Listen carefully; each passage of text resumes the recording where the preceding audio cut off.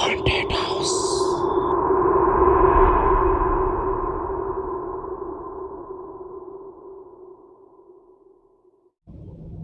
बस के window seat में बैठी वो लड़की बार बार खिड़की के बाहर देख रही थी।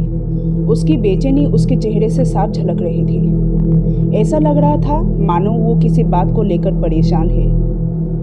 उसके बगल में बैठी बूढ़ी औरत, जिसकी उम्र लगभग 70-75 साल की आसपास होगी, वो काफ़ी देर से उसे देखे जा रही थी। उस लड़की को इतनी परेशान देखकर उस बूढ़ी औरत ने उससे पूछा, क्या बात है बेटी, तुम कुछ परेशान लग रहे हो?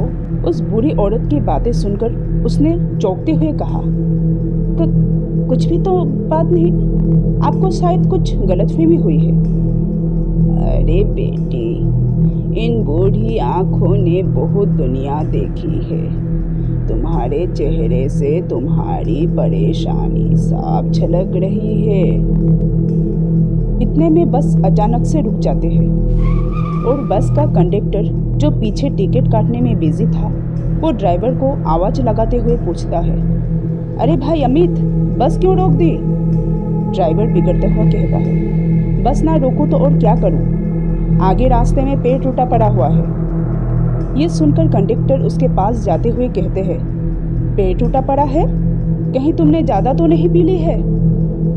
हम जब बस स्टैंड से निकल रहे थे तभी तो अनमोल अपनी बस लेकर आया था, और वो भी तो इसी रूट पे बस चलाते हैं। इतने कहते हुए जब वो ड्राइवर के पास पहुंचता है, पेड़ को देखकर वो चौंक जाते हैं। हाँ यार, यहाँ तो सच में पेड़ पड़ा हुआ है। इस अनमोल ने तो मुझे कुछ नहीं बताया। अगर वो पहले ही बता देते, हम दूसरे रास्ते से आते। इधर बस के पैसेंजर गुस्से में चिल्ला रहे थे, इतने रात को जंगल के बीच में बस रोककर तुम लोग क्या तमाशा कर रहे हो? ड्राइवर बोलता है, अरे साहब, आगे रास्ते में पेड़ पड़ा हुआ है और ये बस है, हवाई जहाज नहीं, जो मैं इस पेड़ के ऊपर से उड़ाकर ले जाऊं। ड्राइवर और पैसेंजर के बीच बहस चल ही रही थी कि वो बूढ़ी औरत बोलती है, अरे बेटा, बहस करने से क्या होगा? एक काम करो, बस को घुमाकर उसे दूसरे रास्ते से ले चलो।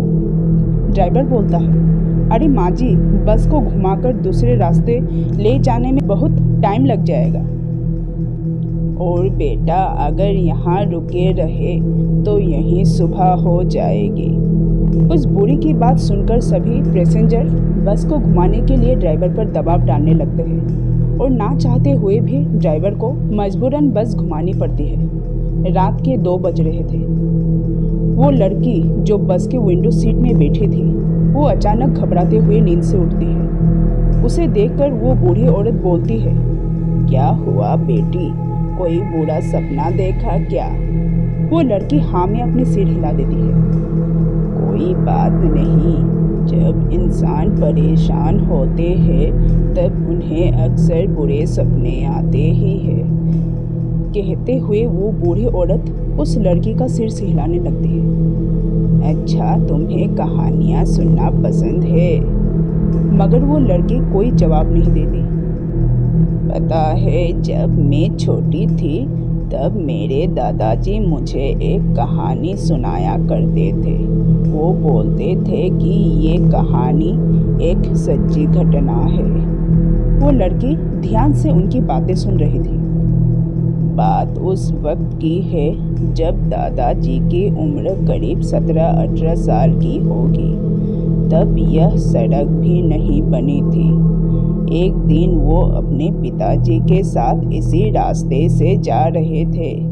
उस वक्त शाम के करीब 6 बज रहे थे और उन्होंने हाथ में लालटेन पकड़ा हुआ था। सर्दी का मौसम था तो अंधेरा जल्दी हो गया। रास्ते में लोग भी ज़्यादा नहीं थे, क्योंकि जंगल वाली सड़क होने की वजह से जंगली जानवरों के डर से बहुत कम ही लोग यहाँ से गुजरा करते थे। रास्ते में चलते हुए अचानक उन दोनों को ऐसा लगा जैसे कोई उनका पीछा कर रहा है, मगर जब वो मुड़कर देखते तक पीछे कोई भी नहीं रहता। काफी देर तक ऐसा ही चलता रहा और हद तो तब हुई जब अचानक से उनका लालटेन बुझ गया और दादाजी को ऐसा एहसास हुआ जैसे कोई हाथ उसका गला दबाने की कोशिश कर रहा हो। फिर क्या हुआ? उस लड़की ने बड़ी उत्सुकता से पूछा। वो एहसास दादाजी के लिए इतना भयानक था कि उनके पाँव वहीं जम गए और उनके गले से आवाज़ भी नहीं निकल रही थी। उनको ऐसा लग रहा था मानो कोई उनकी जीवन ऊर्जा को खींच रहा हो। उन्हें अपने पिताजी की आवाज़ सुनाई तो दे रही थी, पर वो जवाब नहीं दे पा रहे थे। काफ़ी देर तक खुद को बचाने की कोशिश करने के बाद उनके आँखों के आगे अंधेरा छाने लगा और जब उनकी आँखें खुली तो उन्होंने खुद को अपने कमरे में पाया। पर माँ जी, उन्हें बचाया किसने? उस लड़की ने अपनी आंखें बड़ी करते हुए उनसे पूछा।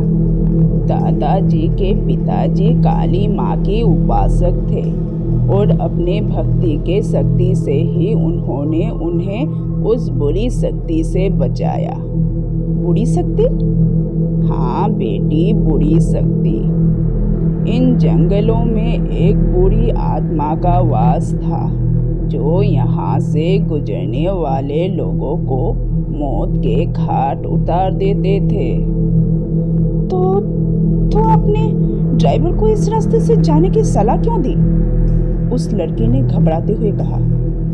घबराओ मत, दादाजी और गांव के लोगों ने मिलकर कई साल पहले ही उस बुरी शक्ति का नाश कर दिया था। घड़ी में रात्रि के 3 बज रहे थे और बस नदी के ऊपर बने हुए पुल से पार हो रही थी कि तभी अचानक ड्राइवर को ऐसा लगा जैसे बस के सामने कोई आ गया और उसे बचाने की कोशिश में बस पुल के किनारे को तोड़ते हुए नीचे नदी में गिर गया। सब कुछ इतनी जल्दबाजी में हुआ कि किसी को बचने का मौका ही नहीं मिला और सब लोग वहीं डूबकर मर गया। बस डूबने के कुछ पलों बाद ही उस नदी से एक काली छाया निकलती है जिसकी काली घनी लंबे बाल और जिसने काली रंग की साड़ी पहनी हुई थी और जो हंसते हुए कहते हैं, मोहिनी मोहिनी लौट आई है।